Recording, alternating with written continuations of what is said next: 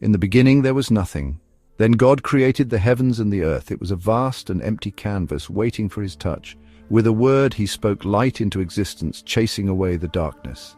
He separated the waters from the land, creating oceans and continents. Finally, he breathed life into the world, filling it with plants and animals of all shapes and sizes. But God wasn't finished yet.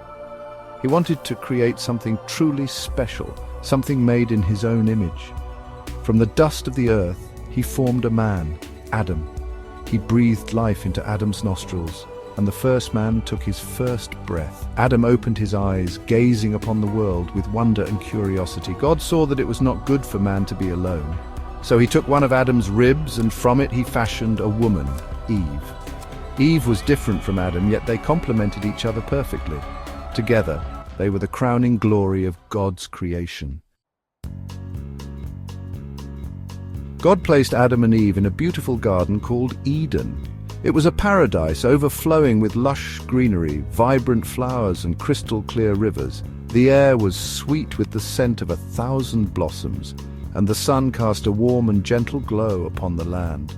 Adam and Eve lived in perfect harmony with nature. They cared for the garden, tending to the plants and animals. They explored their surroundings, marveling at the beauty that surrounded them. They were naked and unashamed, their innocence a reflection of the purity of their hearts. Days turned into nights, and nights into days. Adam and Eve lived in a state of pure bliss, their hearts filled with joy and contentment. They had everything they could ever want or need, provided for by a loving and benevolent God. One day, as Eve was walking through the garden, she came across a serpent coiled around the trunk of a tree. This was no ordinary serpent. Its scales shimmered with an unnatural light, and its eyes held a strange intelligence. The serpent spoke to Eve, its voice smooth and persuasive.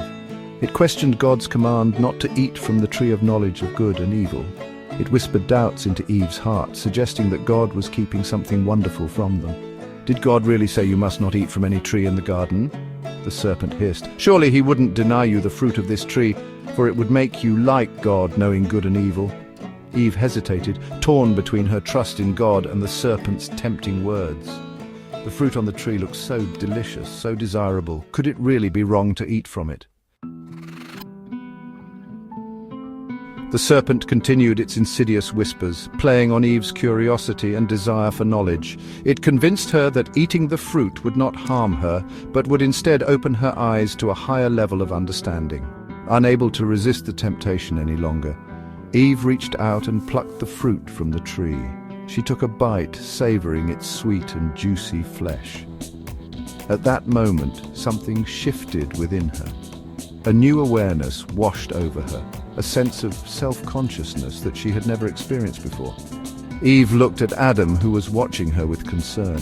She offered him the fruit, and he too succumbed to the temptation. As he took a bite, their eyes were opened and they realized they were naked.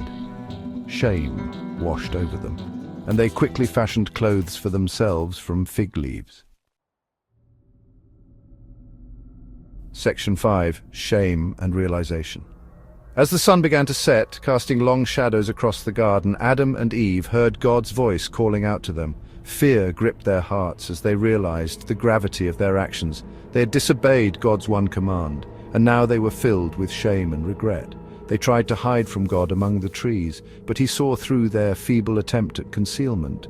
He questioned them about their disobedience, and they confessed their sin. Adam blamed Eve, and Eve blamed the serpent, but ultimately they knew they were both responsible.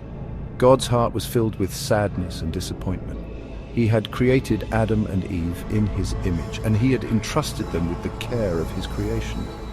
Yet they had chosen to disobey him, succumbing to temptation and betraying his trust. Section 6. Banished from Paradise. As punishment for their disobedience, God banished Adam and Eve from the Garden of Eden. They were forced to leave behind the paradise they had once called home and face a life of hardship and toil outside its protective walls. The ground was cursed because of their sin, and thorns and thistles would now grow in place of lush vegetation. Adam would have to toil hard to provide for himself and his family, and Eve would experience pain and suffering in childbirth. As they left the garden, an angel with a flaming sword guarded the entrance, ensuring that they could never return to the paradise they had lost. The gates of Eden were closed to them forever. Section 7. The weight of their actions. Adam and Eve wandered through the wilderness, their hearts heavy with the weight of their actions. They had lost their innocence, their home, and their close relationship with God. The world outside Eden was harsh and unforgiving, a stark contrast to the paradise they had left behind. Yet even in their exile, God did not abandon them entirely. He provided for their needs, giving them clothing to wear and food to eat. He promised that one day a Savior would come who would redeem them from their sin and restore their relationship with Him. Life outside the garden was difficult, but Adam and Eve learned valuable lessons from their experiences. They learned the consequences of disobedience, the importance of trusting in God, and the true meaning of love and forgiveness. Section 8. Hope in the midst of sorrow. Despite the hardships they faced, Adam and Eve found hope in their children. They raised their family, teaching them about God and His love for them. They shared the story of their fall from grace, hoping that their children would learn from their mistakes. As the years turned into decades, Adam and Eve grew old and grey. They witnessed the birth of their grandchildren and great-grandchildren, seeing the continuation of life that God had breathed into them. Though they never forgot the paradise they'd lost, they found solace in the love of their family and the hope of one day being reunited with their Creator. Section 9. A timeless tale, a timeless lesson. The story of Adam and Eve is a timeless tale of temptation, sin, and redemption. It teaches us about the consequences of disobedience, the importance of faith and trust in God, and the power of forgiveness and hope.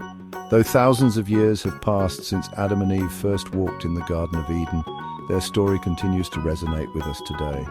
It reminds us that we are all susceptible to temptation, but we also have the power to choose right from wrong.